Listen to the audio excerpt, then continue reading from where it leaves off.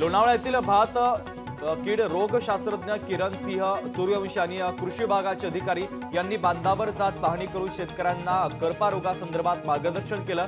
पवन नावळ भागात भात पिकावर करपा कडा करपा रोगाचा प्रादुर्भाव दिसून आल्यानं शेतकऱ्यांना या संदर्भातलं मार्गदर्शन आता केलं जात आहे।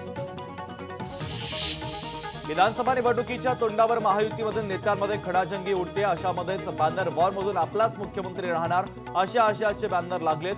नांदेडमध्ये राज्याचे उपमुख्यमंत्री देवेंद्र फडणवीस यांचे भावी मुख्यमंत्री म्हणून बॅनर पाहायला मिळतात।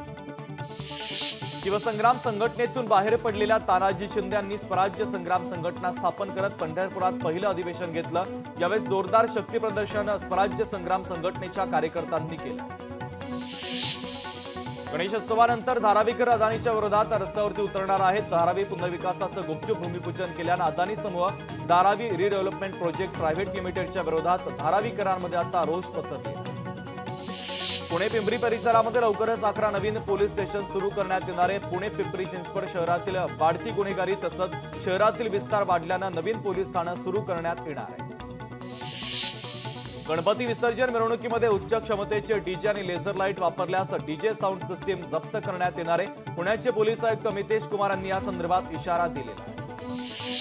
गणेश विसर्जन मिरवणुकीच्या निमित्तानं पुणे शहरातील वाहतूक व्यवस्थेमध्ये बदल करण्यात येणार आहे। शहरातील मध्य भागातील प्रमुख 17 रस्ते वाहतुकीसाठी बंद राहतील।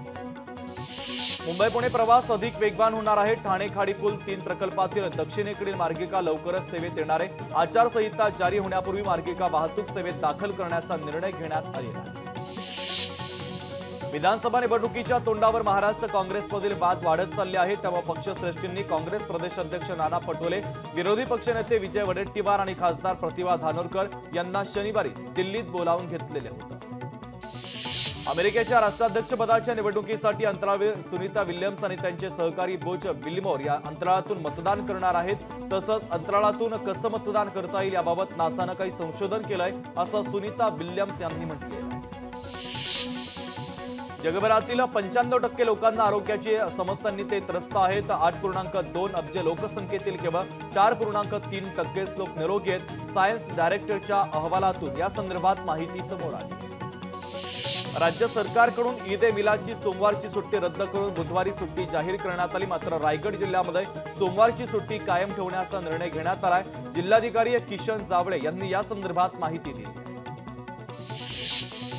पुण्यामध्ये ईद ए मिलादची सुट्टी सोमवारी जारी करण्यात आली आहे, तर पुणे जिल्हाधिकाऱ्यांनी उद्या सुट्टीचा निर्णय घेतला। राज्यात बुधवारी सुट्टी असून पुण्यात मात्र वेगळा निर्णय घेण्यात आलेला आहे। सर्वसामान्य ग्राहकांना महागाईचा फटका बसलाय। ऐन सण उत्सव काळात खाद्यतेलाच्या दरामध्ये वाढ झाली। खाद्यतेल प्रति किलो 20 ते 25 रुपयांनी महागले।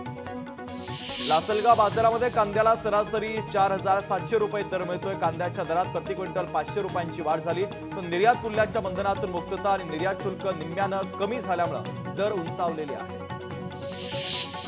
सोन्या चांदीच्या दरामध्ये वाढ झाली। चांदीमध्ये 1600 रुपयांनी वाढ झाल्याने 88,600 रुपये प्रति किलोवर पोहोचलेली आहे। तर दुसरीकडे सोन्यामध्ये 200 रुपयांची दरवाढ झाल्यानं 74,100 रुपये प्रति तोळा झाली। अमरावतीमधील अंजनगाव सुरजीतील शेतकऱ्यांना 8 एकर कपाशीच्या पिकावर रोटावेटर फिरवला। उत्पादन खर्चही निघत नसल्याने शेतकऱ्यांनी टोकाचं पाऊल उचलले।